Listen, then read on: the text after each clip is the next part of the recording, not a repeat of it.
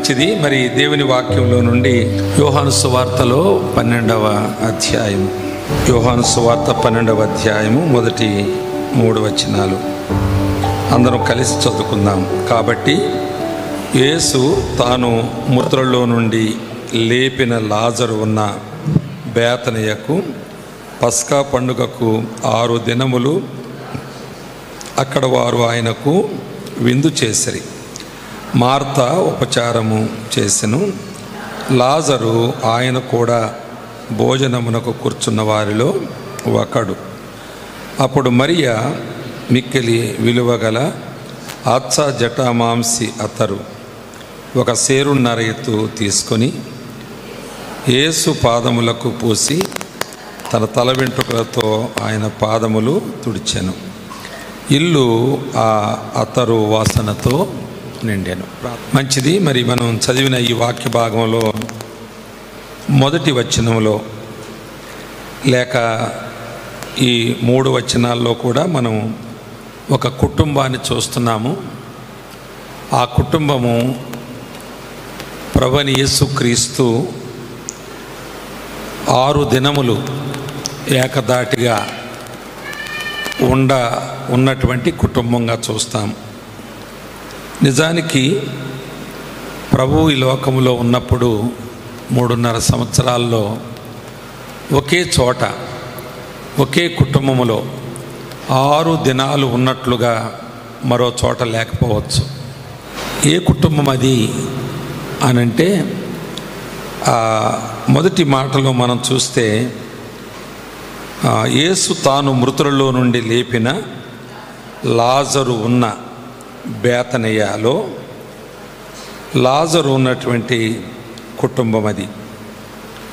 ఈ కుటుంబంలో ప్రభు 6 దినాలు ఏకధాటిగా నిరవధికంగా బయటకు వెళ్లకుండా 6 దినాలు కూడా 24 గంటల చొప్పున, రోజుకి 24 గంటల చొప్పున 6 దినాలు అక్కడ ఆయన ఉన్నారు. కనుక ఈ కుటుంబాన్ని గురించి ఒక చక్కని మాట మనం చెప్పుకోవచ్చు. ఆ మాట మన కుటుంబాలకు పోల్చుకుని ఆలోచించవచ్చు. మొదటిగా ఆయన రాదగిన కుటుంబముగా ఇది ఉంది. ఆయన బేతనియాకి వచ్చినప్పుడు యెరూషలేములో జరిగేటువంటి ఆ పస్కా పండుగకు ఆయన రాదలిచిన వాడై 6 దినాల ముందే బేతనియాకు వచ్చినప్పుడు తాను ఈ కుటుంబములో ఉండుటకు నిర్ణయం చేసుకుని ఉన్న కుటుంబము కనుక నేను ఏ కుటుంబములో ఉండాలి, బేతనియాకు వెళితే పస్కా పండుగకు నేను వెళ్ళే ముందు ఒక కుటుంబంలో ఉండాలి అని ఆయన తలంచినప్పుడు ఏ కుటుంబంలో నేను ఉండాలి అంటే తాను మృతులలో నుండి లేపిన లాజరు కుటుంబంలో ఉండాలి అని అనుకున్నాడు. కనుక ఆ బేతనియాకు వచ్చినప్పుడు ఆయన ఇంటిలోకి వెళ్ళి 6 దినాలు ఉన్నాడు. కనుక కుటుంబాల గురించి నేను 2 మాటలు చెప్తాను. మొదటి మాట, ఆ కుటుంబము ప్రభువు వెళ్ళదగిన కుటుంబము, ఆ కుటుంబము ప్రభువు ఉండగలిగిన కుటుంబము. వెళ్ళదగిన కుటుంబము, అలాగే ఉండగలిగిన కుటుంబము. అంటే ఒకవేళ తాను ఆ కుటుంబానికి వెళ్ళి ఆ కుటుంబంతో ఉండాలి అని అనుకున్నా, కుటుంబానికి వెళ్ళిన తర్వాత ఉండలేని పరిస్థితులు కూడా కుటుంబంలో కనిపిస్తే ఆయన ఉండగలిగేవాడు కాడు. కానీ ఇక్కడ మన కుటుంబాల గురించి మనం ఆలోచన చేసుకుంటే ప్రభువు మన కుటుంబంలో వచ్చుటకు రాదగిన కుటుంబముగా మన కుటుంబం ఉందా? మన కుటుంబ జీవితము, మన కుటుంబీకులు ప్రభువు రాదగిన కుటుంబముగా మన క్రైస్తవ కుటుంబం ఉన్నదా అనేది మనం ప్రశ్నించుకోవాలి. ఇది చాలా తీవ్రమైన ప్రశ్న. ఎందుకంటే మనము క్రైస్తవులము అని చెప్పుకుంటూ చాలా కాలంగా దేవుని మందిరానికి వస్తూ వందలాది బోధలు వింటూ అనేక సంవత్సరాల తర్వాత కూడా మన కుటుంబము ప్రభువు రాదగిన కుటుంబముగా ఉండకపోయినా, ఒకవేళ ఆయన వచ్చి ఉండలేని కుటుంబముగా మన కుటుంబం ఉన్నా మనము నేరస్తులుగా ఉన్నాము. అనగా దేవుని పిల్లలము అని చెప్పుకుంటూ దేవునినే చేరనివ్వని వారముగా మనం ఉన్నాం. దేవుడే ఉండలేని కుటుంబముగా మనం ఉన్నాం. అనేక సార్లు మన కుటుంబాల్లో, అలాగే మన విందుల్లో, వివాహాల్లో కూడా ఆయన ఉండలేని వాడై, మనము దేవుని పేరటే అది చేస్తూ ఉన్నా దేవుడు ఉండలేని విధంగా మన కార్యక్రమాలు నిర్వహిస్తూ ఉన్నాం. మీకు ఉదాహరణగా ఇలా చెబుతాను నేను. పరిశుద్ధ వివాహమని పెండ్లి కార్డు ప్రింట్ చేస్తారు. దాని మీద సిలువ బొమ్మలు కూడా వేస్తారు. అది పాస్టర్ గారు, మరికొంతమంది ప్రసంగికులు, అలాగే క్రైస్తవ విధానంలో ఆ వివాహం జరిపించడానికి నిర్ణయం చేస్తారు. కానీ ఆ పెళ్లి కార్డు పరిశుద్ధ వివాహము అని పైన వ్రాసిన 4 మూలల పసుపు అంటించి దాన్ని పంచుతారు. అనగా పరిశుద్ధ వివాహము అంటే అనేకమైన లోకంలో జరిగే వివాహాలు ఆ పేరు వాళ్ళ కార్డు మీద పెట్టుకోలేరు కూడా. మీరు క్రైస్తవేతర వివాహాల్లో ఏ వివాహంలో కూడా పరిశుద్ధ వివాహం అనేది వాళ్ళ ఆ ఇన్విటేషన్ మీద, ఆ వెడ్డింగ్ కార్డు మీద మనము చూడం. ఓ క్రైస్తవ వివాహంలోనే చూస్తాం. వారు 4 మూలల పసుపు అంటిస్తారు. మరి మనం కూడా పరిశుద్ధ వివాహమని ప్రింట్ చేసి మనం కూడా 4 మూలల పసుపును అంటిస్తూ ఉన్నాం. కనుక కార్డు దగ్గరే మొదలుకొని దేవుడు మన ఇంట్లో కానీ, వివాహపు ఏర్పాట్లలో కానీ, వివాహ దినములో కానీ ఆయన కార్డు దగ్గరే ఆయన మనం పోగొట్టుకుంటున్నాం. వివాహపు కార్డు, వెడ్డింగ్ కార్డు దగ్గరే, ఆ ఇన్విటేషన్ మనం ఇచ్చిన కార్డు దగ్గరే దేవుణ్ణి పోగొట్టుకుంటున్నాం. ఆయన అది మొదలుకొని ఎందులో కూడా ఆయన మనకు కనబడకుండా చేసుకుంటున్నాం. ఆ తరువాత వారి దాంపత్య జీవితంలో కూడా ఆయన ఉన్నాడో లేడో అనేటువంటి ఏ విధమైన ఆచూకీ లేకుండానే మిగిలిన సంబరాలన్నీ చేసుకుంటూ ఉంటారు. మా అబ్బాయి పెళ్ళైనప్పుడు ఆ పెళ్ళికి ప్రసంగం చేసిన దైవజనుడు ఇలా ఓ మాట అన్నాడు. అది నేను మొదటిసారి విన్నాను పెళ్లి ప్రసంగాల్లో. ప్రతి పని, దేవుని బిడ్డలమైన మనం చేసే ప్రతి పనికి ముందు ప్రార్థన చేస్తాము, ప్రార్థన చేసి ప్రారంభిస్తాము. కానీ దాంపత్య జీవితాన్ని శోభనాలతో ఎందుకు ప్రారంభిస్తున్నారు అని సూటిగా ప్రశ్నించాడు. అదెందుకు ప్రార్థనతో ప్రారంభిస్తలేదు అని ప్రశ్నించాడు. అది నాకు, ఆ మాట నా హృదయంలో చాలా గట్టిగా ప్రతిధ్వనించింది. వివాహం అయిపోయిన వెంటనే నేను నా కుమారుని దగ్గరికి వెళ్ళి మాట చెప్పాను.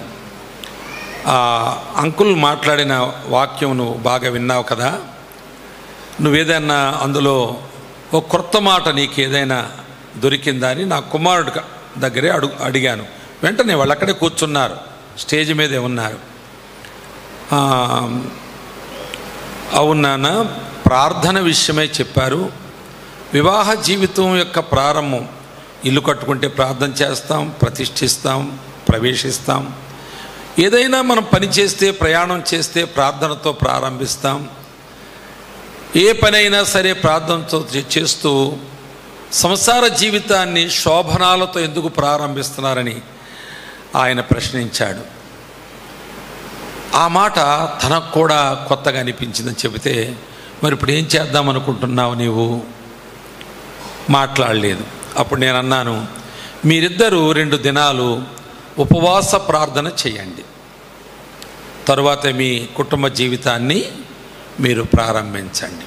కనుక ఈ పెళ్ళి పీటల మీద నుంచి మీరు ఉపవాస ప్రార్థనకి వెళ్ళడం న్యాయమని అంకుల్ వాక్యంలో దైవజనుడుగా మనకు చెప్పిన ఈ మాటను మనం శిరసావహిందాం. కనుక మీ కుటుంబ జీవిత ఆరంభము నుంచి దేవునికి చోటివ్వండి. లోకస్తులు పెళ్లి చేసి శోభనాలు చేస్తారు. అదో వేడుక, అదొక సందడి, అదొక సరదాగా, అదొక నవ్వులాటగా, మరో విధంగా దాన్ని నిర్వహిస్తారు.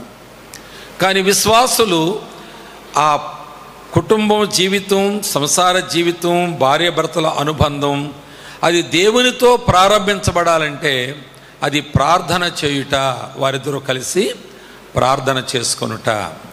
సహజంగా ప్రార్థన చేయడం కాదు, మీరు అది ఒక రిమార్కబుల్గా ఎప్పటికీ జ్ఞాపకం ఉండే ఒక ప్రార్థన, అది ఉపవాస ప్రార్థన మీరు చేసుకోండి. మీకు భోజనాలు లేవు, పెళ్ళైన తర్వాత మీకు భోజనాలు లేవు, ప్రార్థనకి వెళ్ళండి. ఆ తర్వాత నా రెండవ కుమారుడి విషయంలో కూడా అది వచ్చినప్పుడు మరి అన్న వివాహ జీవితం ఎలా ప్రారంభించబడింది, కుటుంబ జీవితం, మరి నీ జీవితం ఎలా ప్రారంభించాలనుకుంటున్నావు అని అడిగితే నేను కూడా అన్నలాగే ప్రార్థనలోకి వెళతానన్నాడు. అప్పుడు నేను ఒక దైవజనుని అడిగాను, వాళ్ళ ప్రార్థనకి నీవు నీ భార్య ఒక 2 దినాలు వాళ్ళకి సహకరించగలరా? పెళ్ళి పందిరిలో నుంచి అనుకుందాం, పెళ్ళి పీటల మీద అంటారు కదా కొన్నిసార్లు, ప్రార్థనలోకి వెళ్ళడానికి మీరిద్దరూ సహకరించగలరా అని అడిగితే, సరే అంకుల్, మా పిల్లల్ని మా అమ్మగారి దగ్గర వదిలేసి, అంటే వాళ్ళ అత్తగారి దగ్గర వదిలేసి మేము వాళ్ళిద్దరికి ప్రార్థనా సహకారం అందిస్తామని ఒక సేవకుడు సేవకురాలు వారితో 2 దినాలు ప్రార్థనలో ఉన్నారు. నేను ఈ మాటలు ఎందుకు చెబుతున్నానంటే ఇది విపరీతం అనిపించడం లేదా మీకు? ఇది అన్యూజువల్గా లేదా? ఇది అసహజంగా లేదా? మనము అసహజమైన మనుషులం, మనము రూపాంతరము చెందిన వాళ్ళము. మీరు రూపాంతరము చెందుడి అనే మాట మనం రోమాపత్రికలో చూస్తాం. రూపాంతరము చెందాలి. రూపాంతరం చెందడం అంటే గ్రహాంతర జీవులు ఎలాగా జీవిస్తారో అలాగున ఈ భూగ్రహంకి మించి నాటువంటి మరో గ్రహములో మనం జీవించాలి. భూమి మీద ఉన్న వారి వలె సహజంగా జీవించక మనము మరో విధంగా జీవించాలి అనేది క్రైస్తవ జీవితంలో అది ఒక నినాదంగా ఉండాలి. ఎస్తేరు గ్రంథంలో ఒక మాట ఉంటుంది, వినండి. హామాను అనేటువంటి యూదుల శత్రువు మొర్దెకై మీద పగబట్టి యూదులందరినీ చంపేయడానికి తాను ప్లాన్ చేసినప్పుడు అహష్వేరోషు రాజు దగ్గరికి వెళ్ళి తాను ఒక కంప్లైంట్ చేశాడు. 127 సంస్థానాల్లో చెదిరి ఉన్నటువంటి కొద్ది సంఖ్యగా ఉన్న యూదులు, ఒక్కొక్క సంస్థానంలో 1,00,000 మంది మనోళ్ళుంటే ఒక 1000 మంది వాళ్ళు ఉన్నారు. అలాగూ 127 సంస్థానాల్లో కూడా చెదిరి ఉన్నారు. కానీ వీళ్ళందరినీ నేను పరీక్షించి చూస్తే వారు వేరువేరు స్థలాల్లో ఉన్నప్పటికీ వారి విధులు సకల జనుల సహజ విధులు కాదు. మన దేశములో, మన రాజ్యములో, మన సంస్థానాల్లో జీవించే వారి జీవితాలకు వారి జీవితాలకు చాలా తేడా ఉంది. మనమందరం పెళ్లి కార్డులు ప్రింట్ చేస్తే 4 మూలల పసుపు రాస్తే వాళ్ళ పరిశుద్ధ వివాహాన్ని ప్రింట్ చేసి పసుపు రాయకుండా పంపిణీ చేస్తున్నారు. రాజా, వీళ్ళు మనకు పనికిరారు ఇలాంటి వాళ్ళు ఉండడం. 10,000 మంది లేకపోతే మనకేమి నష్టం, మన రాజ్యానికి చంపి పడేద్దాం అందరినీ అని ఆయన 20 మణుగుల వెండిని దాని కొరకే వెచ్చించి ఆ అంచెగాళ్లను పంపించి వారందరినీ ఒకే గంటలో చంపేసి ఒక ప్రోగ్రాం చేశాడు. దానికి కారణం ఏంటంటే వారిలో ఏమైనా చెడు ఉందని చెప్పాడా? వారు మనలాంటి చెడు చేసేవారు కాదు, మనలాంటి ఆచారములను ఆచరించేవారు కాదు, మన పండగల్లో పాల్గొనేవాళ్ళు కాదు. మనం ఎలాంటి విధి విధానాలలో మనం నడుచుకుంటున్నామో వాటికి భిన్నంగా ఉంటారు వాళ్ళు. కాబట్టి వారిని ఉండనివ్వద్దు అని ఒక మంచి రిపోర్ట్ ఇచ్చాడు. అనగా వారు దేవుని జనులుగానే ఉంటున్నారు, దేవుని పరిశుద్ధతకు ప్రతినిధులుగా ఉంటున్నారు, దేవుని సత్యమునకు తార్కాణంగా వారు జీవిస్తున్నారు. గనుక వారిని ఉండనిచ్చుట మనకేమవసరం అని ఒక కుట్ర చేశాడు ఆయన. ప్రియులారా, అలాగున మన జీవితాలు ఉంటే మన ఇల్లు, మన పెళ్ళి, మన విందులు ఆయన రాదగినవిగా ఉంటాయి. ఆయన వచ్చిన తర్వాత ఉండగలిగిన విధంగా మన ఇల్లు ఉంటుంది. ఆ మధ్యన ఒక వివాహమైంది సిద్దిపేటలోనే. ఓ పాస్టర్ గారు, ఆ పెళ్ళి చేసే ఆ సంఘం వేరు. ఆ పాస్టర్ గారు అన్న, మీరు ఊళ్ళో ఉన్నారు కదా, ఫలానా ఆయన మీకు తెలుసు కదా, ఆయన మీ చర్చికే వస్తుండేవాడు, అప్పుడు ఆ కాలంలో మేము ప్రభువులోకి వచ్చాడు ఆయన, ఓల్డ్ మ్యాన్ బాగా. ఆయన మనవరాలు పెళ్ళి, మీరు వస్తే చాలా ఆనందిస్తాడు, ఆయన కూడా వస్తున్నాడు ఆ పెళ్ళికి అని చెబితే, సరే నేను ఖాళీగా ఉన్నాను, వెళ్ళినప్పుడు చాలా లేట్ అయింది, మొత్తానికి పెళ్ళి అయిపోయింది, మాకు భోజనం పెడుతున్నారు. ఆ భోజనం దగ్గర పాస్టర్ గారిని అడిగాను నేను, ఈ పెళ్లిలో దేవుడు ఉన్నాడా పాస్టర్ గారు అని అడిగాను నేను. ఎవరెవరు వచ్చారో చెబుతున్నారు, వాళ్ళు వచ్చారు, వీళ్ళు వచ్చారు, అంతమంది వచ్చారు, ఇంతమంది వచ్చారు అని చెప్పుకుంటుంటే, సరే అవన్నీ నిజమే, కానీ ఈ పెళ్ళిలో దేవుడు ఉన్నాడా? దేవుడు వచ్చుండొచ్చు, కానీ దేవుడు ఉండలేకపోయిన పెళ్ళిగా ఉన్నది. ఎందుకంటే ఒక ప్రక్కన నేను వినలేదు, నేను కొంచెం లేట్ అవుతుందని దూరంలో చర్చి ఉంటే అక్కడ కూర్చున్నాను. అంతా వచ్చాక పిలవండి అని చెప్పాను నేను అక్కడ ఏదో మాట్లాడుతూ, దీని విషయం నేను పట్టించుకోలేదు. కానీ ఒక బ్యాండ్ మేళం పెట్టారంట. ఆ బ్యాండ్ వాళ్ళు కూడా క్రైస్తవ పాటలే పాడారంట. అంటే వాళ్ళకు ఎక్కడ వేసే వేషం, ఎక్కడ వేసే తాళం అక్కడ వేసి వాళ్ళు తమ ప్రొఫెషన్ని సాగించుకుంటున్నారు. అది వాళ్ళ వృత్తి. కనుక క్రైస్తవులు పిలిచినప్పుడు క్రైస్తవేతరుల పాటలు పాడలేం, సినిమా పాటలు పాడలేం. కనుక క్రైస్తవ పాటలు నేర్చుకుందామని వాళ్ళు కొన్ని ప్రాక్టీస్ చేశారు. క్రైస్తవ పాటలు కొంచెం ఫేమస్ సాంగ్స్ ప్రాక్టీస్ చేసి, వారు క్లారినెట్లు, డ్రమ్ములు, లేకపోతే ఇంకా కీబోర్డులు ఏం వాయించారో కానీ అవన్నీ పట్టుకుని పెళ్లి కూతురునో పెళ్లి కొడుకునో తీసుకొచ్చి స్టేజ్ మీద ఎక్కించినట్లున్నారు. అవి నాకు వినబడలేదు, నేను ఎక్కడో ఉన్నాను. అవి నేను విని చెప్పలేదు, అడగలేదు. ఆ పెళ్లిలో నేను వెళ్ళిన తర్వాత చూసిన తతంగాలు చూసి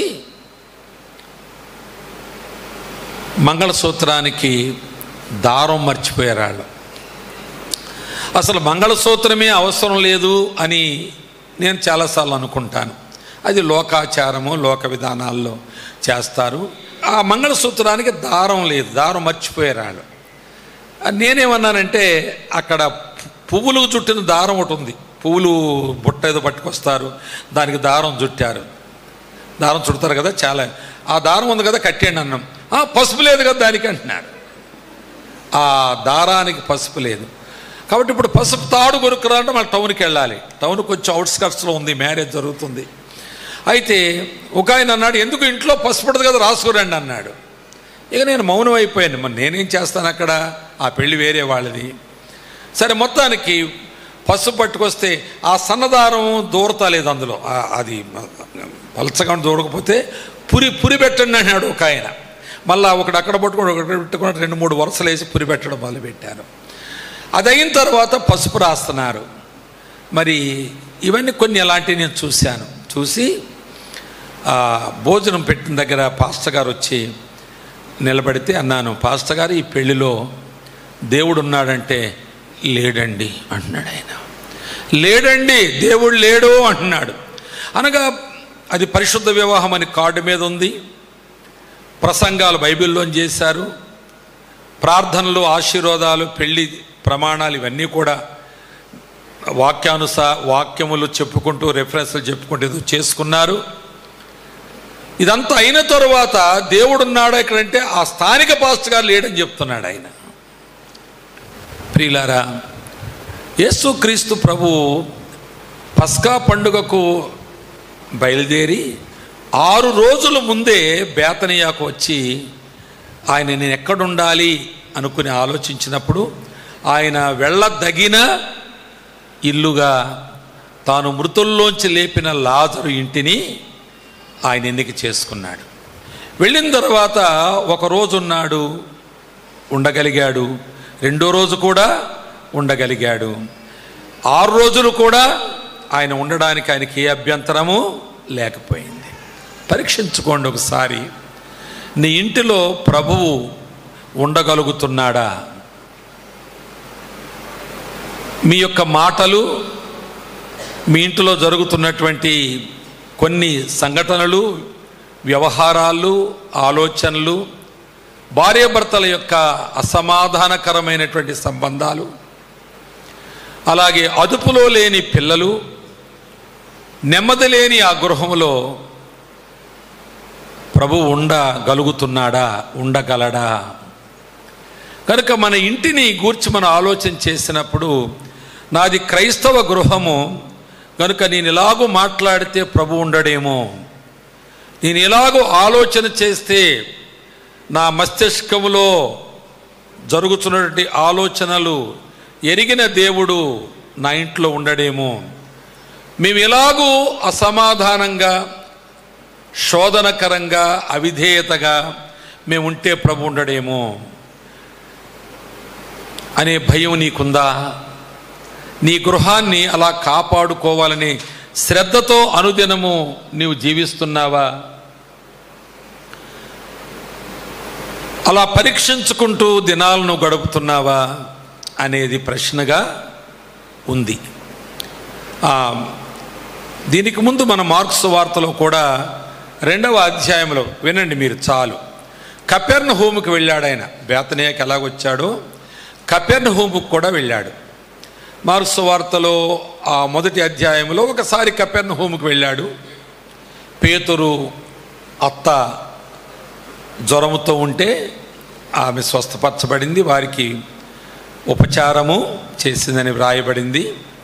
2వ అధ్యాయంలో మరలా ఆయన కపెర్నహూముకు వెళ్ళినప్పుడు, కపెర్నహూములో నేను ఏ ఇంటికి వెళ్ళాలి అని ఆలోచించినప్పుడు ఆయన వెళ్ళదగిన ఇల్లుగా ఆయన మరలా ఇంతకుముందు వెళ్ళిన ఇంటికి ఆయన వెళ్ళాడు.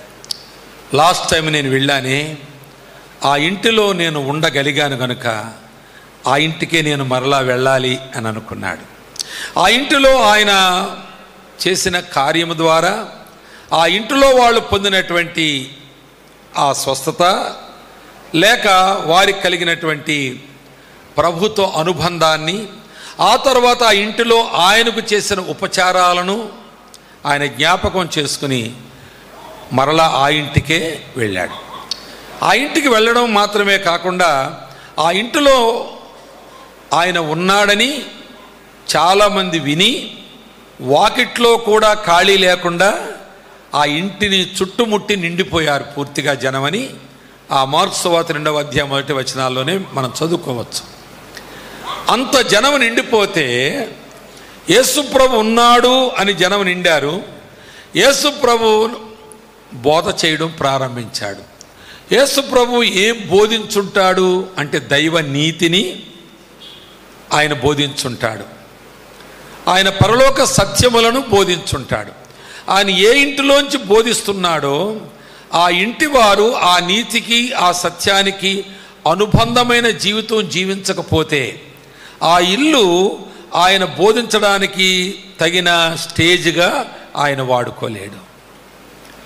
ఏ ఇంటిలో ఆయన ఉన్నాడో ఆ ఇల్లు దేవుని నీతిని మొదటిసారి వచ్చినప్పుడు ఆయన అక్కడ బోధించాడు.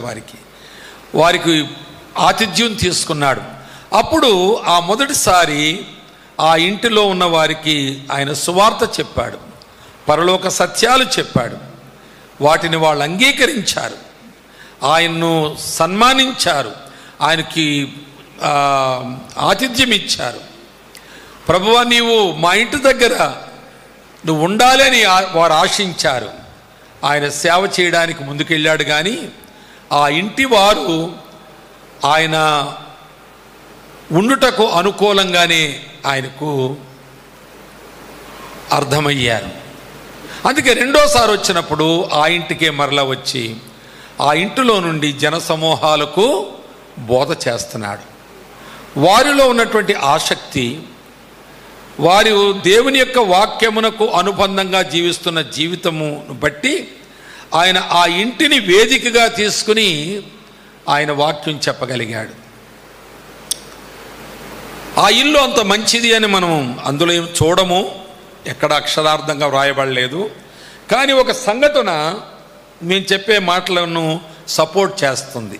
ఆ సంఘటన ఏంటంటే, పక్షవాయువు కలిగిన ఒకడిని మంచంతోనే నలుగురు మోసుకొచ్చి ఆ ఇంటి వాకిట గుమ్మంలో ప్రవేశించడానికి జనములు కిక్కిరిసిపోయి ఉన్నారు కనుక, వాళ్ళు తప్పుకున్నా లేరు కనుక వీళ్ళు ఏం చేశారంటే ఇంటి పైకెక్కి కప్పు ఇప్పి లోపలికి దించారు. అప్పుడు ఆ ఇంట్లో ఉన్న వారందరూ ఆ కప్పు విప్పుతూ ఉండగా చూసి, మా ఇల్లు కూలినా పర్లేదు, మా ఇంట్లో దేవుని కార్యాలు జరగాలని ఆశించారు. ఇప్పుడు చప్పట్లు కొట్టాలి మనం. హల్లెలూయా. మన ఇంటిలో దేవుని కార్యాలు జరగాలి, మన ఇంటిలో ఒక వ్యక్తి బాగుపడాలి, దేవుని యొక్క ఆశ్చర్యమైన కార్యాలు మన ఇంటిలో ప్రారంభించబడి ఈ ప్రాంతమంతా ప్రకటించబడాలి అనే ఆలోచన వారు కలిగి ఆ ఇల్లు విప్పదీస్తుంటే వీళ్ళు మౌనంగా ఉన్నారు. ఒక మంచము దిగాలంటే ఇక్కడ ఈ 2 రేకులు వరుస ఇప్పేసేయాలి. ఒక మంచమును లోపలికి దించాలంటే అంత సందు చేస్తుంటే వాళ్ళు ఏమీ మాట్లాడలేదు. అందుకే ప్రభువు ఆ ఇంటిని ఉండదగిన ఇల్లుగా ఎంచుకున్నాడు, వెళ్ళి ఉండగలిగాడు. మన ఇళ్ళు ఎలాగున్నాయి? సరే, ప్రభు సంగతి అలా ఉంచుదాంలే. ఒకవేళ మీ సంఘ కాపరి మీ ఇంటికి వస్తాను అంటే తప్పకుండా పిలుస్తారు. రండి అన్న అయ్యగారు, తప్పకుండా రండి పాస్టర్ గారు అంటారు. మా దగ్గరే భోజనం చేయండి అంటారు. ఆ పూట సరే అని చెప్పి భోజనం చేసి చాలా మీరు 2-3 రకాలు స్పెషల్స్ ఆయన కొరకు ఖర్చు పెట్టి కష్టపడి తయారు చేసి పెడతారు. తరువాత కొద్దిసేపు కూర్చో ఆ మాట ఈ మాట మాట్లాడుతుండగా రాత్రికి ఎక్కువైతే సరే మాట వరుసకి బహుశా ఇంకేం వెళతారులే గారు, మా ఇంటి దగ్గర పండుకొని వెళ్ళండి అని కూడా మీరు అనవచ్చు. సరే అని పండుకోవచ్చు. ప్రొద్దుట మీరు అనొచ్చు, అయ్యగారు టిఫిన్ చేసి వెళ్దురు కానిలే అని అనొచ్చు. సరే టిఫిన్ చేస్తానులే అన్నాక వెళ్ళిపోతాడని మీరు అనుకోవచ్చు. కానీ ఆయన సరే ఇంతవరకు వచ్చాను కదా, కొంచెం నాకు పని ఉంది, ఆ పని చూసుకుని మళ్ళీ మధ్యాహ్నం భోజనం ఇక్కడికే వస్తానులే అన్నాడు అనుకోండి, కొంచెం రిస్క్ ఫీల్ అవుతాం మనం.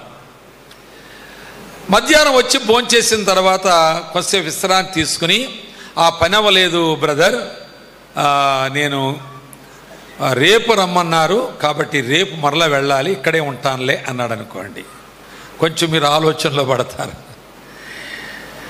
ఒక్క పూటే తింటాడేమో 4 రకాలు ఆ పూట పెట్టేశారు. ఇక ఇప్పుడు మరలా పూట ఏం పెట్టాలో అర్థం కాక తడువులాడుతూ ఉంటారు. సరే ఏదో పెట్టారనుకోండి, ఆ సంగతి అలా ఉంచండి. ఈయన ఇంకా నేను 2 రోజులు ఉండవలసి ఉంది అని అన్నప్పుడు మీకు ఈ పెట్టడం సమస్య ఎలాగున్నా అసలు మమ్మల్ని ఆయన చూసి చర్చిలో కనబడ్డట్లుగా మేము ఇక్కడ కనబడగలమా? అక్కడ మోకరిల్లినట్లుగా మేము ఇక్కడ మోకరిల్తున్నామా? అక్కడ చేతులెత్తి ఆరాధన చేసినప్పుడు మేము ఇక్కడ చేస్తున్నామా? మేము అక్కడ ప్రార్థన చేసినప్పుడు ఇక్కడ ప్రార్థన చేస్తున్నామా? అక్కడ క్రమంగా మౌనంగా ఎంతో ఆసక్తిగా ఉన్నట్లుగా ఇంటి దగ్గర మేము ఉన్నట్లుగా ఆయన చూడకపోతే మా బతుకు ఎక్కడ బయటపడిపోద్దో అని ఆ అయ్యగారు వెళ్ళిపోయే ఏదైనా ఒక వంక పెట్టి నెమ్మదిగా సాగనంపడాకే చూస్తారు. అవునా? ఒక సేవకుడు నీ ఇంట్లో 2-3 రోజులు ఉంటే నీ ఆధ్యాత్మిక జీవితం యొక్క బ్రతుకు ఎక్కడ బయటపడిపోద్దో. భార్య భర్తలు ఏయ్ ఓయ్ అనే భర్త ఆయన ఉన్నంతసేపు అలాగ అనలేడు, నా ప్రాణేశ్వరి అని పిలవాలి. అది కొత్త మాట అయిపోద్ది. ఆయన నా ప్రాణేశ్వర్ అంటే ఆయన ఎవరిని అంటున్నాడని ఈమె చూస్తుంది, ఇప్పుడు అలవాట్లేదు కాబట్టి. అలాగే పిల్లలు క్రమంగా ఉండాలి. నేను నా భార్య ఒకసారి ఒక టీచర్ ఫ్యామిలీ, ఆయన భర్త లెక్చరర్, ఆయన మా చర్చి క్రమంగా వస్తారు కానీ 20 కిలోమీటర్స్ అవతలు ఉంటారు. వాళ్ళ చర్చి రావడగా కారు కొనుక్కున్నారు వాళ్ళు.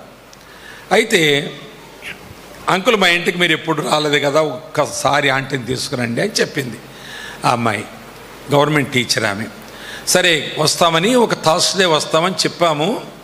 అయితే మార్నింగ్ 10కి వస్తాము మేము, కొంతసేపు సహవాసం చేసి మధ్యాహ్నం భోంచేసి వచ్చేస్తాంలే అమ్మ అని చెప్తే సరే అని ఆమె సెలవు పెట్టేసి చాలా చక్కగా మేము కారు దిగిన వెంటనే ఇలాగ ఇద్దరు ఆడపిల్ల ఇంతంత ఉంటారు, ఇలాగా చాలా పొందికగా ఉండి మమ్మల్ని సాదరంగా ఆహ్వానించారు ఆ పిల్లలిద్దరు. మేము కూడా వందనాలు చెప్పాక పరిగెట్టుకు వెళ్ళి మమ్మీ వచ్చేసారు, అంకులు వచ్చేసారని చెప్పారు. సరే తర్వాత మేము మధ్యాహ్నం భోజనం అనుకున్నాము. ఆ పిల్లలు ఎంత డిసిప్లిన్గా ఉన్నారంటే చెప్పలేను. మౌనం అంటే మౌనం, చేతులు కట్టుకుని కూర్చోవడం, చాలా చక్కని ముఖ వైఖరి కూడా. సరే భోంచేసాం, తిరిగి వస్తున్నప్పుడు నా భార్య అంది, చూడండి సునీత, ఆ అమ్మాయి పేరు సునీత పిల్లలు ఎంత చక్కగా పెంచుకుంటుందో చూడండి, ఎంత బాగున్నారండి, ఎడ్యుకేటెడ్ ఫ్యామిలీ కదా అందుకే అలా ఉన్నారు.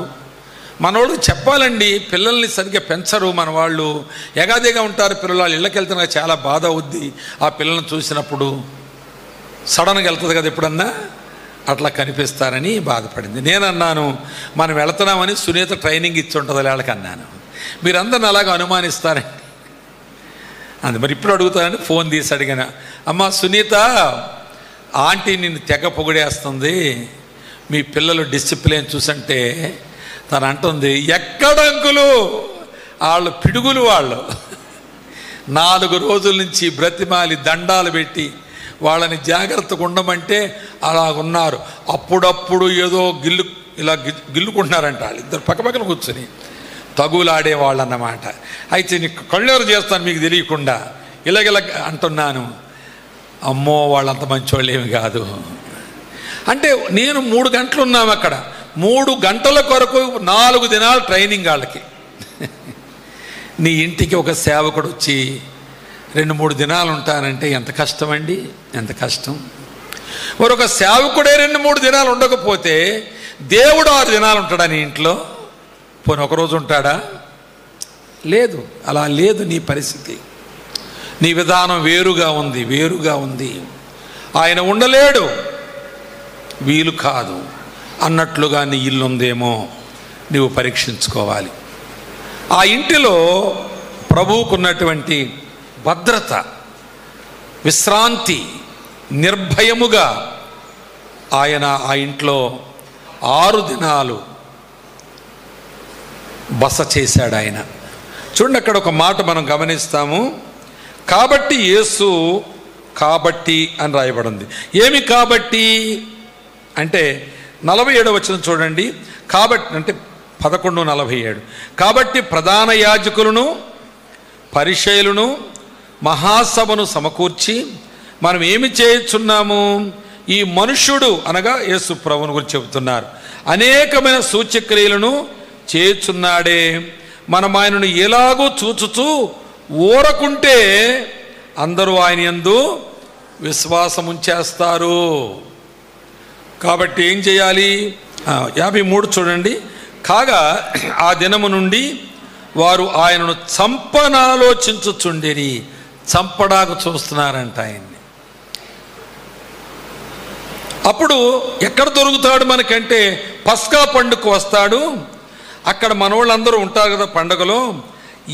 ఎవరికి కనబడినా పట్టివ్వమని అడుగుదామని 57వ వచనంలో ప్రధాన యాజకులను పరిసయ్యులను ఆయన ఎక్కడ ఉన్నది ఎవనికైనను తెలిసి ఉన్నాడలా తాము ఆయనను పట్టుకొన గలుగుంటకు తమకు తెలియజేయవలని ఆజ్ఞాపించి ఉండిరి. అనగా వీరు పస్కా పండుగొచ్చే యూదులందరికీ ఓ మాట చెప్పారు, యేసు ఎవరు కనబడ్డా సరే మాకు చెప్పండి, మేము పట్టుకొని చంపేస్తాం అనే ఉద్దేశంతో మీకు బహుమానం ఇస్తాం.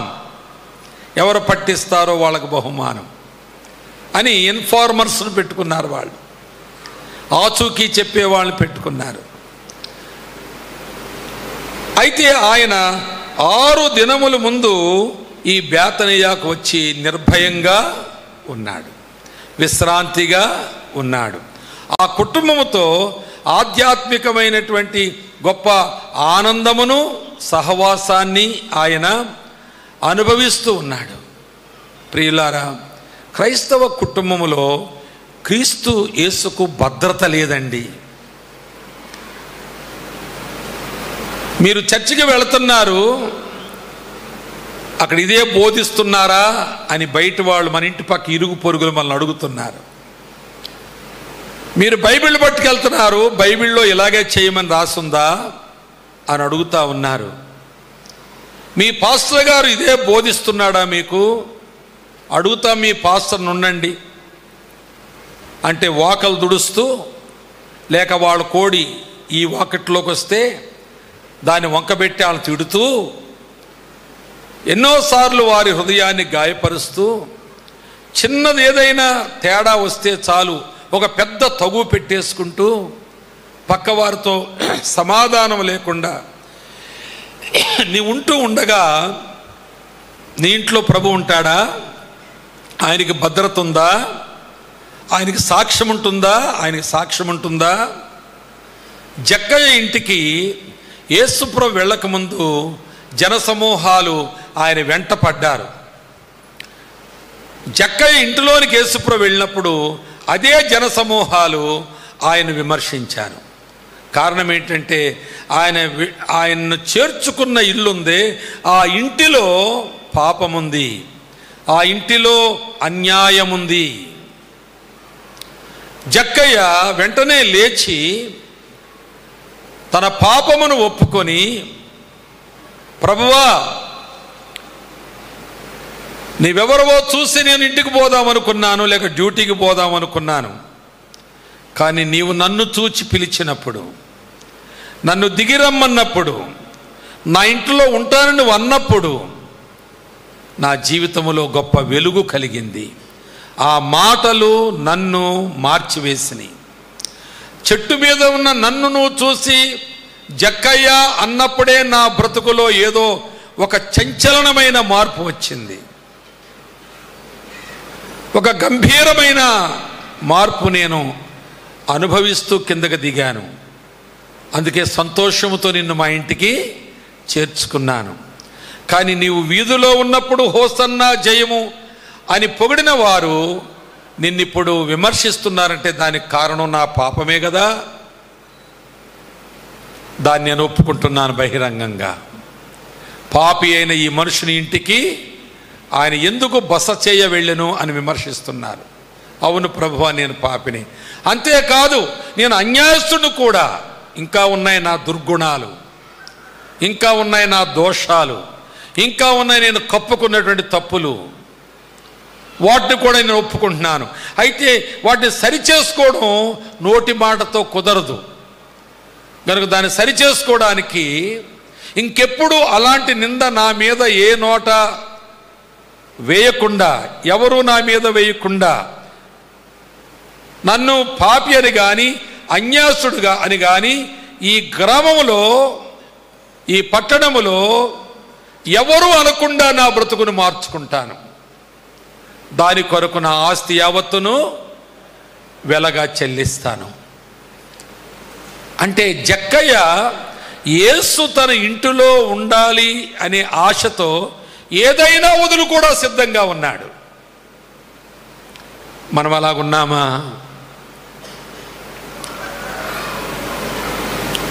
ఆ విధమైన తెగతింపులు తీర్మానం మనం చేస్తున్నామా? మన గృహంలో ఒక మాట ఉంటుందండి. యోబు గ్రంథంలో 11వ అధ్యాయంలో 14వ వచనంలో ఒక మాట ఉంటుందండి. నీ గృహములో, నీ గుడారములో దుర్మార్గత ఉన్నదని నీవు చూచినెడలా దాన్ని కొట్టివేయము. దాన్ని నీవు కొట్టివేయాలి. కొట్టివేయడం అంటే తీసేయడం కాదు, తొలగించుకోవడం కాదు, ప్రయత్నం చేయి అది లేకుండా దాన్ని మానేయి అని కాదు. కొట్టివేసిన ఎడల అనే మాట cut it of at once, ఒకేసారి నరికివే, ఒక్క దెబ్బలో అది లేకుండా చేసుకో. ఎంత వెలైనా చెల్లించు దానికి, ఎంత కష్టమైనా పర్వాలేదు, ఎంత నష్టమైనా పర్వాలేదు, ఎన్ని విమర్శ వచ్చినా పర్వాలేదు. ఇది క్రైస్తవ జీవితంలో ఉండకూడనటువంటి ఒక దుర్మార్గత, ఒక దుర్గుణము. ఇది దేవుని నామానికి అవమానం తెచ్చే గుణము. నాకెంత అవమానం వచ్చినా పర్లేదు, నాకెంత నష్టం కలిగినా పర్లేదు, కానీ నా వల్ల దేవునికి అవమానం కలగకూడదు అనే గృహమే ఆయన రాదగిన గృహము, ఆయన ఉండగలిగిన గృహము. ఎలా ఉంది నీ ఇల్లు? అనేక మంది జీవితాల్లో ఒక ఆయన కూరగాయలు అమ్ముతూ ఉన్నాడు, గతి లేక, భార్య నమ్మలేదు, ఆయన నమ్మాడు.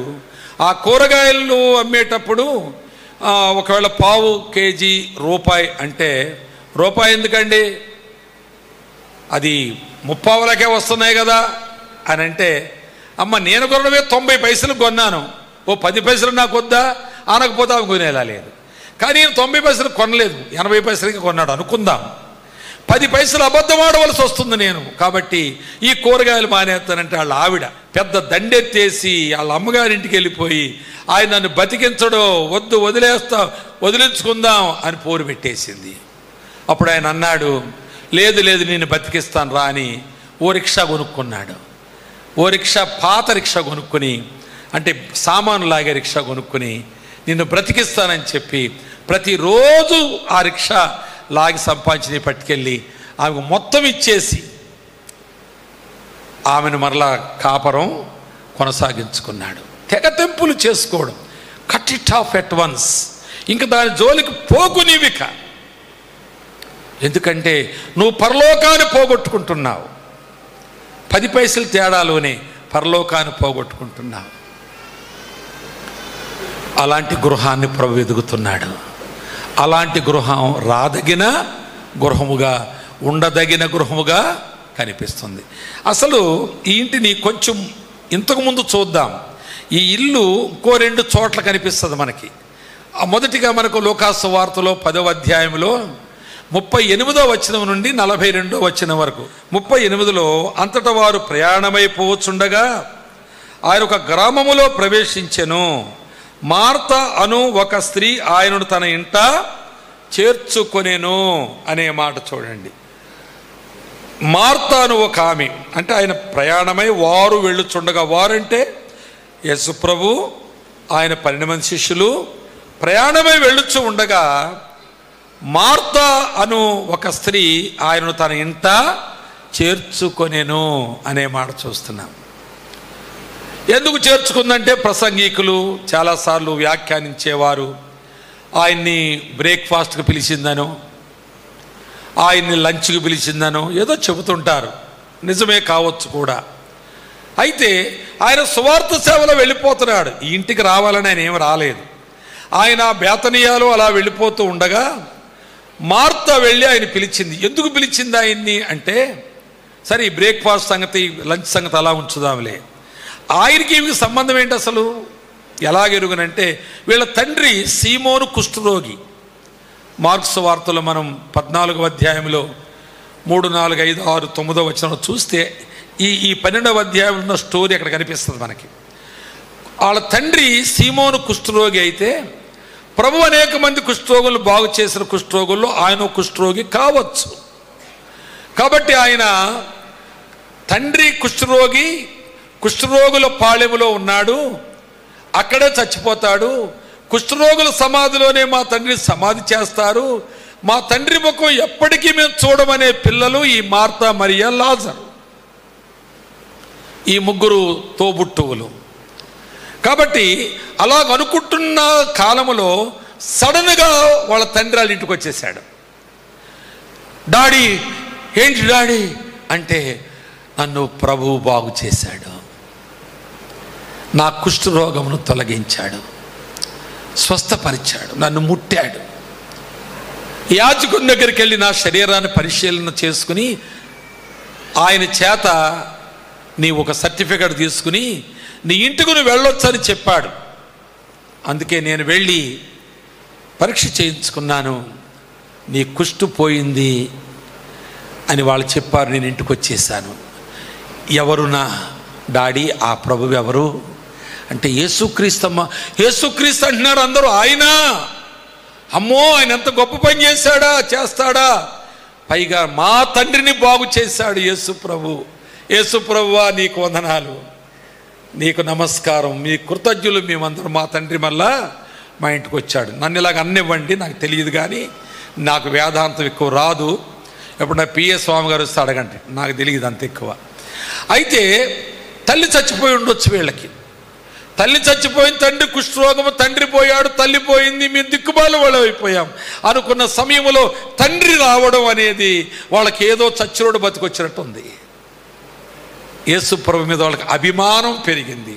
ఆ అభిమానం వాళ్ళ లోపల కలిగి పెళ్ళుబుకుతున్న అభిమానంతో ఉండగా ఆయన దాన్ని పోవడం చూసి సంబరపడిపోయి మార్త ఇంటికి పిలిచి, ప్రభువా కూర్చో అని, ఆయనకి ఏం పెట్టడాకో ఏమో తెలియదు, రుబ్బడాకో నానబెట్టడాకో లేకపోతే తాలింపేయడాకో నూనె ఆ స్టవ్ వెలిగించి నూనె మసిలించడం, మొత్తం లోపల పోయింది ఆమె. చాలాసేపు మళ్ళీ రాలేదు. ఇదే అదుననుకుని మరియా ప్రభు వచ్చి రావడం చూసి, ప్రభువా మా నాన్నగారిని బాగు చేశాను, మా నాన్నగారు చెప్తున్నారు యేసు నన్ను బాగు చేశాడని. మా నాన్నగారిని కుష్ఠరోగిగా ఉండగా నువ్వు ముట్టావంట కదా. మా తండ్రి వెంటనే కుష్ఠరోగం పోగా పసిపిల్ల దేహంలాగా మా తండ్రి దేహం మెరిసిపోయింది, లేక మారిపోయింది అని చెప్పినప్పుడు, అసలు నిన్ను మేము చూస్తామా మా జీవితంలో అనుకున్నాం. మాదొక పేద కుటుంబము, మా దగ్గర నువ్వు ఎందుకు వస్తావు అనుకున్నాం, నువ్వు మా వీధిలో వెళ్ళడం మా ధన్యత అని కృతజ్ఞతతో ఉండగా ఆయన ఆమెకు బోధించుచూ ఉన్నాడని వాక్యంలో రాయబడి ఉంది. కానీ మార్త రుసరుసలాడుతా విసుక్కుంటా వచ్చి యేసు ప్రభువు మీద పడిపోయింది. దానికి బుద్ధి లేదు. తర్వాత ఏమంటే మాట చెప్పండి మీరు, అంతే కదా మరి. నీకు బుద్ధి లేదా? నువ్వేదో గొప్పవాడు పెద్దవాడు మా నాన్న బాగు చేశాడు అభిమానంతో వెళ్తే, నేను లోపలికి వెళ్ళి ఎన్ని పనులు చేస్తున్నాను నీ కొరకు, ఎన్ని రుబ్బుతున్నాను, ఎన్ని రకరకాల వంటలు తయారు చేస్తున్నాను నీ గురించి, ఇంత అభిమానంతో నీ కొరకు నేను చేస్తుండగా, ఒంటరిగా నేను ఇంత బాధపడుతుండగా దానికి బుద్ధి లేకపోయింది. కొంచెం మోతా తగ్గించి నీకు చింత లేదా అని అడిగింది. పోన్లే అంతవరకు మంచిదే. నీకు చింత లేదా అని అడుగుతుంది. అప్పుడు ఆయన చూడండి, ఆ మాట చదవండి ఎవరైనా, 41వ వచనం. అందుకు ప్రభువు మార్తా మార్తా అంటే ఆమె పేరు మార్తనా మార్తనా మరి రెండుసార్లు అన్నాడేంటి? మార్తా మార్తా అని. ఆమె వినదు మాట, ఈయన చెప్పేది వింటలేదు. మార్తా అన్నాడు, వింటలేదు. మార్తా కాస్త ఆగు, నేను చెప్పేది నువ్వు అంటే ఏమి వినాలి మాట. విసిగిపోయింది, ఫ్రస్ట్రేటెడ్, పూర్తిగా మనసులో విసిగిపోయింది, ఒంటరితనం ఫీల్ అవుతుంది, ఇంకా తొందర పడతా ఉంది. ఇంకా మనం చూస్తే ఆమె నిందలు వేస్తూ మాట్లాడుతూ ఉంది. ప్రియులారా గమనించండి, ఇది ఒక దశ. ఆ 12వ అధ్యాయంలో చూసామే ఆ దశ. ప్రభు వెళ్ళదగిన ఇల్లు, ఉండగలిగిన ఇల్లు అన్నామే. ఈ దశ ఎలా ఉంది చెప్పండి. మార్త ఏమో ఇలా తయారైంది, మరి ఏమో ఆయన పాదాల దగ్గర కూర్చుని ఏదో వింటుంది. అసలు లాజరేయుడి ఆయన ఎటు పోయాడో తెలియదు. ఆ ఇంటి పరిస్థితి అదండి. ఒకళ్ళు అలాగా, ఒకళ్ళు ఇలాగా, ఇంకొకళ్ళు మరోలాగా. ప్రియులారా అభిమానించే గృహము కానీ ఆయన అంగీకరించిన గృహము కాదు. చాలామంది క్రైస్తవుల్లో యేసు ప్రభును అభిమానించే వాళ్ళు ఉన్నారు, అబ్బో ఆయన అనేవాళ్ళు ఉన్నారు. కానీ ఆయనకు తగినట్లుగా జీవించే కుటుంబము కాదు. ఒకరు ఒక దిక్కు, ఒకరు మరో దిక్కు, ఒకరు మరొకరు ఎంతో అంతో భక్తి చేస్తూ ఉన్నారు. కనుక నీ గృహము ఆయన రాదగిన గృహముగా ఉందా? ఆయన ఉండగలిగిన గృహంగా ఉందా? ఉన్నదా? లేకపోవడానికి ఎన్నో కారణాలు ఉన్నాయి. ఆయన మాట వినదు ఈ మార్త. ఆమె చెప్పిందే ఈయన వినాలి. ఇది ఒక దశ.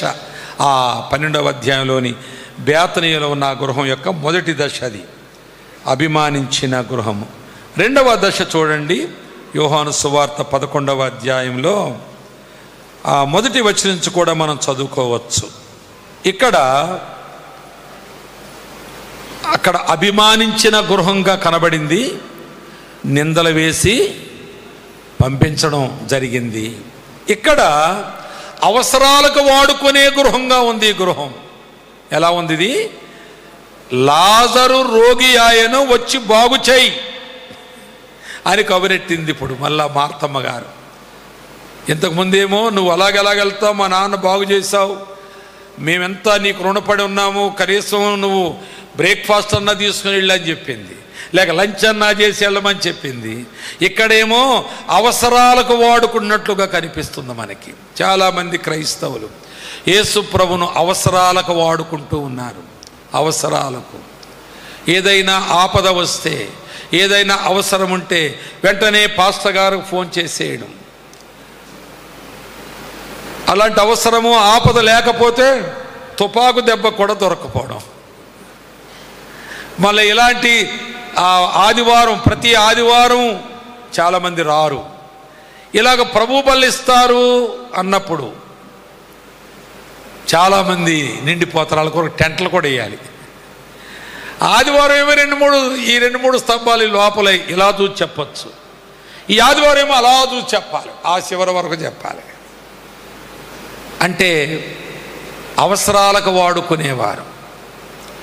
ఈ రొట్టె తిని ద్రాక్షారసం తాగేస్తే పరలోకం వెళ్తామని మీరు అనుకుంటే, సరే మీరు అనుకున్నదే కరెక్ట్ అయితే, నేను మిమ్మల్ని ప్రశ్న అడుగుతాను, ఈరోజు వెళ్తారా? ఎందుకు వెళ్తారు మరి? ఇప్పుడు వెళ్తారు? ఈ రెండు తింటే, ఈ తీర్థం, ఈ రొట్టె ద్రాక్షారసం కొరకే మీరు దేవుని మందిరానికి వస్తే, అలా తీసుకోవడం వల్ల మాకు పరలోకం దొరుకుద్దని మీరు అనుకుంటే, సరే దాన్ని గ్రాంట్ చేస్తూ మిమ్మల్ని ప్రశ్న వేస్తాను, మరి ఇప్పుడు వెళ్తారా పరలోకం అంటే? అది లేదు మళ్ళా. కనుక ఇది ఒక ఆచారంగా, ఒక వాడుకగా, అలాగ పాలిపంపును పొంది ఒక ఆశీర్వాదం వస్తుంది అన్నట్లుగా తప్ప, నిజంగా ప్రభువును అవసరాలకు వాడుకోవడం ఎక్కువగా కనిపిస్తూ ఉంది. అసలు ప్రభు బల్లోకి రావడం కూడా ఆశీర్వాదం కొరకే, చందా వేయడం కూడా ఆశీర్వాదం కొరకే. రూపాయి వేస్తే 100, 1కి 100 ఎక్కడ దొరుకుతుంది ఇంత లాభం? ఎవడిస్తాడంత వడ్డీ? దేవుడు తప్ప. 100 ఇస్తే 3 రూపాయలు నెలకి ఎవడిస్తాడు? కానీ నువ్వు 1 రూపాయి ఇస్తేనే తెల్లాసరికి 100 వచ్చేస్తాయి. కానీ బోధలు ఉన్నాయి, లేక బైబిల్లో రాయబడి ఉన్నాయి. నువ్వేది విడిచిపెడతావో దానికంటే 100 రెట్లు. కానీ ఎక్కడిస్తానన్నాడో చదవకనే పాపం మీ డబ్బులన్నీ పోగొట్టుకుంటున్నారు. పరలోకులు ఇస్తానన్నాడు 100 రెట్లు. ఇక్కడ కాదు. ఎవడో కుర్రోడిని వాళ్ళమ్మ 1 రూపాయి ఇచ్చి చేతికి చందా వేయరా అందంట. ఆడక్కడ కనపడలేదు, చందా ఇచ్చినప్పుడు కనపడలేదు అక్కడ కుర్రోడు. వీడు ఏమైపోవడం చూస్తే ఐస్ క్రీమ్ తింటున్నాడంట. అక్కడ ఆ రూపాయి పెట్టి అక్కడ ఐస్ క్రీమ్ డబ్బా ఉంటే కొనుక్కొని తింటా ఉన్నాడంటే. ఇంటికి వెళ్ళి అడిగిందంటే, ఎరా నువ్వు చందా వేయలేదంటే, ఐస్ క్రీమ్ కనపడింది కొనుక్కున్నాను మమ్మీ అన్నాడట. వచ్చే వారం ఏం చేస్తుంటే 2 రూపాయలు ఇచ్చిందంట. మరి ఈ రూపాయి ఐస్ క్రీమ్ కొనుక్కు, ఈ రూపాయి చందా వేయరా అందంట. వాడు 2వ వారం అది పట్టుకుని వెళ్తున్నాడు. ఈ 2 రూపాయలు ఎగరేసుకుంటూ వెళ్తున్నాడు ఆ చర్చికి. వెళ్తుంటే 1 రూపాయి అలాగ రోల్ అయిపోయి డ్రైనేజ్ ఉంటుందిలో పడిపోయింది అంట రూపాయి. అప్పుడు వీడు మళ్ళా కనపడలేదు ఈ వారం చందా దగ్గర. ఐస్ ఫ్రీడ్ తింటున్నాడు మళ్ళీ అక్కడ. అప్పుడు వాళ్ళ అమ్మ అడిగిందంటే, యారా మళ్ళా కనబడలేదంటే, నువ్వు ఇచ్చిన దేవుడు రూపాయి ఆ డ్రైనేజ్లో పడిపోయింది. ఈ 2 రూపాయలు దేవుడు రూపాయి ఒకటి. ఆడి ప్లాన్ చూడండి ఎలాగుందో. ఓ దెబ్బ కొట్టి, రేయ్ నువ్వు 1 రూపాయి దేవునికి ఇస్తే 100 ఇస్తాడురా నీకు అని చెప్పిందంట.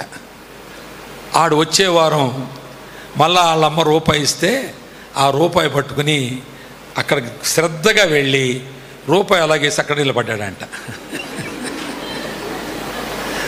100 ఇస్తాడని. ఇవ్వలేదు. పక్క తప్పుకో, లైన్ వస్తే అంటే మొత్తానికి అందరూ అందరూ వేయాలి కదా, ఇటు అక్కడే ఉంటే అలాగా పోయాడు. పోయాక ఇంటికి వెళ్ళాక అన్నా అంట, మమ్మీ నువ్వు అబద్ధం ఆడావు, ఆ దేవుడు అంత మంచోడేం కాదులే, రూపాయి వేస్తే 100 వస్తా అంటే 100 ఐస్ క్రీమ్లు తినొచ్చు అనుకున్నాను, కానీ నా రూపాయి దేవుడు కొట్టేశాడు, నాకేమి ఇవ్వలేదు, నీ మాట అబద్ధమే. ఆ మాట ఇక్కడ అబద్ధమే, కానీ పరలోకంలో నిజం. హల్లెలూయా. పరలోకములో నిజం అది. అది చెప్పింది కూడా పరలోకంలోనే, ఇక్కడని చెప్పలేదు. కానీ మనం ఇక్కడే ఆయనకి ఇష్టంతో వచ్చేస్తుందని, అది కూడా స్వార్థమే, అది కూడా మన అవసరాలకు వాడుకోవడమే దేవుణ్ణి. ప్రార్థన చేయండి పాస్టర్ గారు, పరీక్షకి వెళ్తుంది మా పాప, లేక నేను ప్రయాణం చేస్తున్నాను, లేక పెళ్లి చూపులకు వెళ్తున్నాం, ప్రార్థన చేయండి మీరు, మంచి సంబంధం కుదిరేలాగా. అవసరాలకి దేవుణ్ణి వాడుకుంటున్నారు. అయితే లాజరు రోగి అయ్యాడు, నువ్వు వచ్చి బాగు చేయంటే, సరే చెప్పిన వాళ్ళని మీరు వెళ్ళండి వస్తానులే అన్నాడు. 4 రోజులు పోయాక వెళ్ళాడు ఆయన. 4 రోజులకి ఆయన చచ్చిపోయాడు, గోతులో పెట్టేశారు, కప్పెట్టేశారు ఆయన్ని. అప్పుడు వెళ్ళాడు. వెళ్ళి ఏంటమ్మా పిలిపించామంటే, ఎందుకో ఇప్పుడు వచ్చి ఏమి లాభం, మీ తమ్ముళ్ళు లేస్తాడులేమా, పునరుద్ధానం లేస్తాడులే, మాకు తెలుసు వాక్యం, నువ్వు అప్పుడే వస్తే ఇప్పుడే బతుకును కదా, వాళ్ళ ఆడి పూడిసిపెట్టి పునరుద్ధానం లేస్తాడు. లేదు లేదు అలా కాదు, పునరుద్ధానమును జీవమును నేనే కదా, ఇప్పుడే లేస్తాడంటే ఏమి లేస్తాడు, ఆయన వెళ్ళిపోతున్నాడు సమాధి దగ్గరికి, వీళ్ళంతా వెళ్ళిపోతున్నారు సమాధి దగ్గరికి. ఎలాగ శిష్యులు 12 మంది ఎలాగ గ్యారంటీగా ఉంటారు ఆయనతోటి. ఇక వాళ్ళతో పాటు వీళ్ళు కూడా పోతున్నారు. పోతుండగా సమాధి దగ్గరికి వెళ్ళాక రాయి తీయమంటాడు. రాయి తీస్తే ఏంటి, కుళ్ళు కంపకూడద్ది, అంతకంటే ఎక్కువేముంది అంటుంది మార్త. కుళ్ళు కప్పుకూడదు, ఎందుకు రాయి తీయడం, మొన్న రావడం మానేసు, నువ్వు ఇప్పుడు రాయి తీయమంటున్నావేంటి, కుళ్ళు కప్పుకూడదు. ప్రియులారా గమనించండి, అవసరాలకు వాడుకునే ఇల్లది. అందుకే బైబిల్లో ఎక్కడ లేని మాట ఒకటి ఇక్కడ ఉంటుంది. ఈ 11వ అధ్యాయంలో 35వ వచనములో యేసు కన్నీళ్లు విడిచెను. ఆయన అవసరాలకు వాడుకునే వాళ్ళు ఆయన ఏడిపిస్తున్నారండి, ఆయన ఏడిపిస్తున్నారు. అక్కడేమో నిందలేసి పంపించారు, ఇక్కడేమో ఏడిపిస్తున్నారు ఆయన్ని. లిటరల్గా అక్షరార్థంగా కన్నీరు విడిచెను అనే మాట ఇక్కడ చూస్తాం మనం. ఏడ్చాడు యేసు, ఏడ్చాడండి, ఏడ్చాడు. మనందరి దుఃఖములు తీసివేసినవాడు, మనందరి కన్నీరు తుడిచేవాడు. నా శాంతిని మీకు ఇస్తున్నాను, లోకం ఇచ్చినట్లు కాదని వాగ్దానం చేసిన వాడిని ఏడిపించే వాళ్ళు ఎవరంటే అవసరాలకు వాడుకుంటారు. మిగిలినప్పుడు ఆయన ఎవరో మేమెవరమో. ప్రార్థన ఉండదు, వాక్యము ఉండదు, దేవుని మందిరము ఉండదు. అలాంటి వారు ఏడిపిస్తూ ఉన్నారు. ప్రియ సోదరి సోదరుడా, నీ కుటుంబం ఎలాగుంది? ఆయన నీ ఇంట్లోకి రావడం, నిందల పాలవడానికి నీ కుటుంబం కారణంగా ఉందా? నీ సంసార జీవితం, నీ ఫ్యామిలీ లైఫ్, నీ కుటుంబ నేపథ్యం ఎలాగుంది? నీ కుటుంబం గురించి మాట్లాడాలంటే ఏం మాట్లాడాలి? ఏమి మాదిరి నీ లోపల ఉంది? నీ కుటుంబం వల్ల ఆయన నామము నిందించబడుతుంది. నీవే దానికి కారకురాలువై ఉన్నావు, నీవే కారకుడవై ఉన్నావు. రెండవదిగా అవసరాలకు వాడుకునేవారు.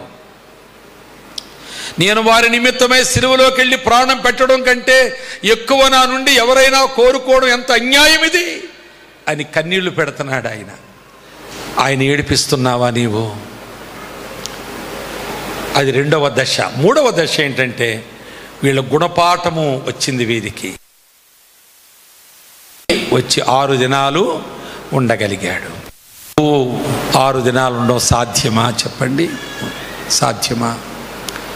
కాకినాడలో నేను ఒక చాలా పెద్దవారి ఇంట్లో ఏదో మీటింగ్కి వెళ్ళాను. కాకినాడ పాస్టర్స్ ఫెలోషిప్ అనే దానికి, అది క్రిస్మస్ ఫంక్షన్ కూడా. సరే మొత్తాన్ని నేను వెళ్ళినప్పుడు నవోదయ స్కూల్స్ అని ఉంటాయి, దాని డైరెక్టర్స్ వాళ్ళు, భార్యాభర్త ఇద్దరు, వాళ్ళ ఇంట్లో నాకు బస ఇచ్చారు. వాళ్ళు నేను చాలా సంతోషంగా ఉన్నాము. ఇప్పుడు తెలిసిన వాళ్ళం కనుక నేను వచ్చేసే ముందు రోజు సాధారణంగా నన్ను కలవడానికి వాళ్ళు వచ్చి వాళ్ళు ఏమని మాట్లాడుతున్నారంటే, ఇదే రూమ్లో ఆర్ స్టాన్లీ గారు ఉన్నారండి, ఆయన 3 రోజులు ఉన్నారు. ఈ 3 రోజుల్లో ఆయన డిసిప్లైన్ మేము చూసి ఆశ్చర్యపోయామండి.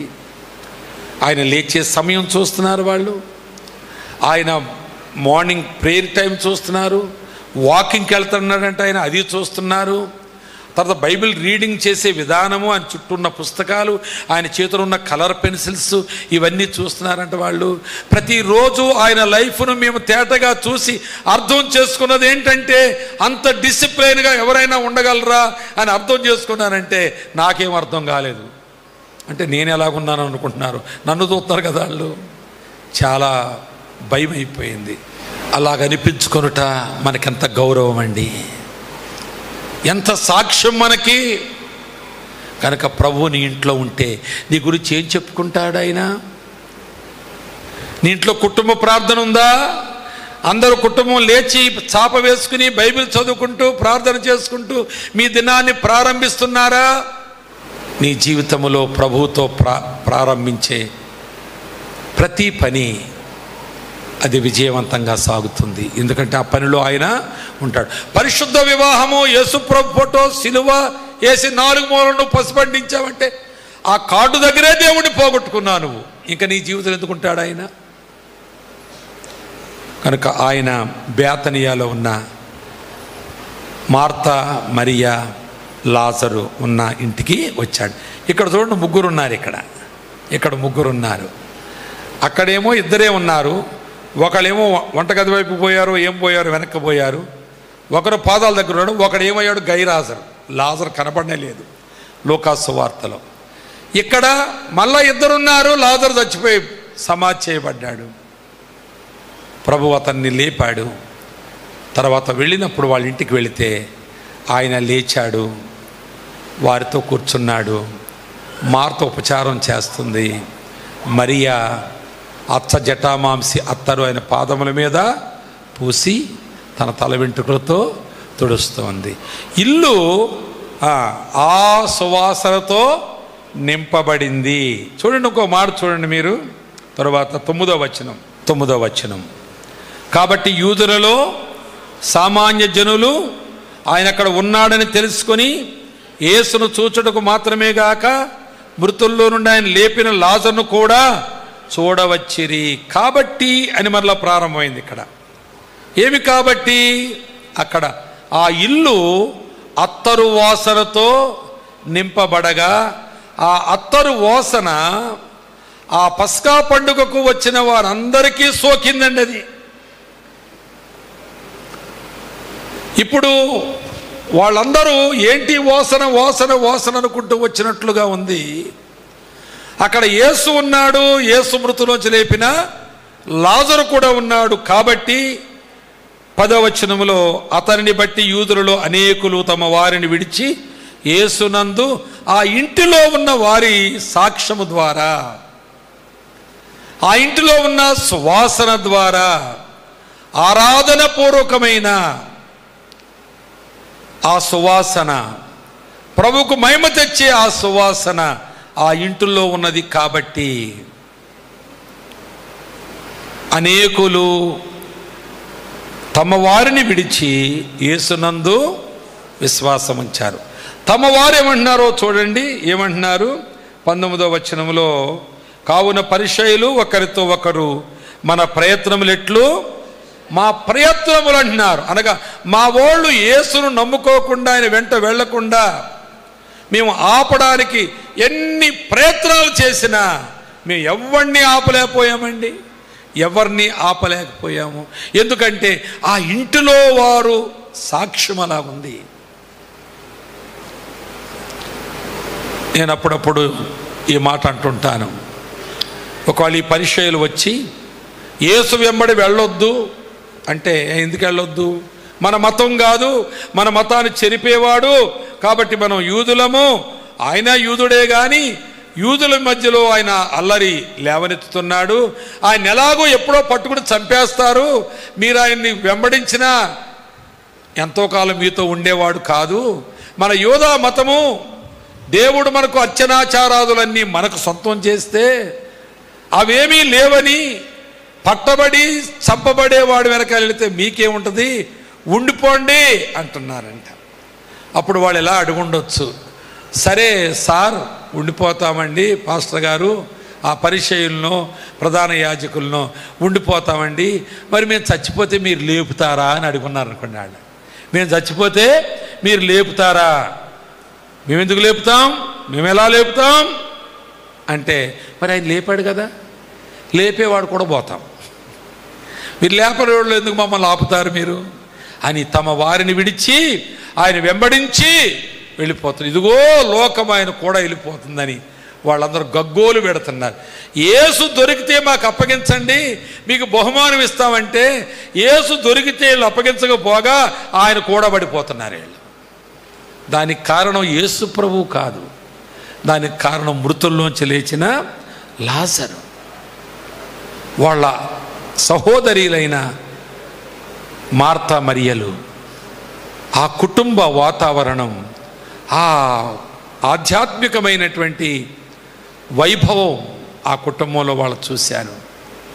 లాజరును చూశారు, ఆయన చూశారు. ఆయన లేపాడా, అయితే మమ్మల్ని కూడా లేపుతాడు, పునరుద్ధారమును జీవమును ఆయనే అని విశ్వాసం ఉంచి వెళుతున్నారు. అది మూడవ దశ. మొదటి దశలో అభిమానించారు, నిందలు వేసి పంపించారు. అభిమానించుడు కాదు యేసుప్రభు నమ్మడం అంటే, యేసుప్రభు ఫోటో పెట్టుకోవడం కాదు, యేసుప్రభు ప్రభు మా ప్రభు అనడం కాదు, అదంతా అభిమానమే. మా బస్సుల్లో ఇక్కడేమో ఏడుకొండల వెంకటేశ్వరుని వేస్తారు, ఇక్కడేమో ఇలాగో సందమా వేసి అందులో నక్షత్రం వేస్తారు, ఇక్కడేమో సిలువ వేస్తారు బొమ్మలు. అంటే ఇటు అది ఇది అది అన్నీ ఒకటే అన్నట్లుగా వేస్తారు. అలా ఎందరో క్రైస్తవులు ఉన్నారండి, యేసు ప్రభును అభిమానించి బస్సుల మీద వేశారు. కానీ ఆ బస్సుల మీద వేసినోడు యేసు ప్రభు నమ్మేయించాడా, సిలువని నమ్మాడా? లేదు. అందరు దేవుళ్ళు ఒకటే, తేడా ఏమీ లేదు అని దాని మీద వేస్తున్నారు. నీకు అంతేనా? దేవుడొక్కడే, ఆయన లోకాన్ని ప్రేమించాడు. తమ ఆస్తిపాస్తులు విడిచి వారికి ఉన్నటువంటి ఏ విధమైన ఆటంకానైనా వారికి అడ్డం వస్తే దాన్ని దాటి యేసును వెంబడించి వెళ్ళిపోతూ ఉన్నారు. కనుక ఆయనను చేర్చుకొని ఆయనకు ఆతిథ్యం ఇచ్చి ఆయనతో అన్యోన్య సహవాసం చేస్తూ ఆయన్ను ఆరాధిస్తుండగా ఆ వాసన పస్కా పండుగ చూడందరికీ విస్తరించింది. అప్పుడేం జరిగింది అంటే, చూడండి ఆ మాట, చివరి వచనం 12వ వచనం.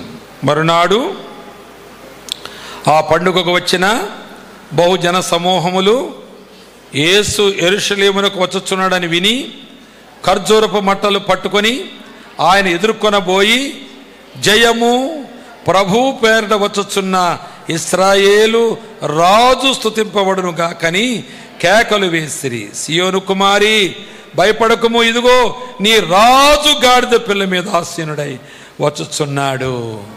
ప్రియులారా, మూడవ దశలో ఉన్న ఈ గృహము అనగా ఆయనను ఆహ్వానించి ఆయనకు ఆధిపత్యం ఇచ్చి ప్రధాన స్థానం ఇచ్చి ఆయనతో అన్యోన్య సహవాసం చేస్తూ ఆయన్ను ఆరాధిస్తున్న ఈ గృహాన్ని బట్టి ఆయనకు మహిమ కలిగింది. అభిమానించిన గృహంలోనేమో నిందలు వచ్చినాయి, అవసరాలకు వాడుకునే గృహంలోనేమో ఆయన ఏడవలసి వచ్చింది. కానీ ఆయన ఆరాధించే గృహం ఉంది, ఆయనకు మహిమ తెచ్చే గృహం ఉంది. ఆ గృహంలో ఆయనను బట్టి వీధులలో యూదులలో ఆచార ప్రకారం పస్కా పండుగ కాలములో ఆ పండుగకు వచ్చిన వారు పండగ మానేసి యేసు ప్రభువును స్తుతిస్తున్నారు. పట్టి ఇవ్వవలసిన వారు బహుమానమును ఆశించి యేసును అప్పగించవలసిన వారు మాకు ఏమున్నా లేకపోయినా పర్లేదు, యేసుంటే చాలును మా జీవితంలో అని ఆయన్ను వెంబడిస్తున్నారు. సోదరి సోదరుడా, మరలా అదే ప్రశ్న అడుగుతాను. నీ ఇల్లు ఆయన రాదగిన ఇల్లుగా ఉందా? దాని జంట ప్రశ్న ఏంటంటే, ఆయన ఒకవేళ వస్తే ఉండగలిగిన ఇల్లుగా ఉందా? అలాగే కాకపోతే నీ క్రైస్తవ్యం అది ఒక మతము, ఆచార ప్రకారమైనటువంటి భక్తి అంతే. ఆయనే నీ జీవితంలో లేకపోతే, ఆయన పేరు మీద నీవు చెప్పే ప్రతి మాట కూడా అది అభిమానంతోనే, లేక అవసరాలకు వాడుకునే ఉద్దేశమే. ఆయనను ఆహ్వానించి, ఆయనకు నీ ఇంట్లో ప్రధాన స్థానం ఇచ్చి, ఆయన చెప్పినట్లుగా లోబడుతూ, ఆయన్ని ఆరాధిస్తూ, ఆయనకు సాక్షులుగా ఉంటే ఎందరో నమ్ముకోగలుగుతారు. నీ ఇంటి ద్వారా దేవునికి ఎనలేని మహిమ కలుగుతూ ఉంటుంది. దేవుడి మాటల చేత మీ ప్రతి ఇంటిని బాగు చేసి ప్రభువు రాదగిన ఇల్లుగా, ఉండగలిగిన ఇల్లుగా మార్చునుగాక. Thank you అనండాలి. అందరికీ వందనాలు.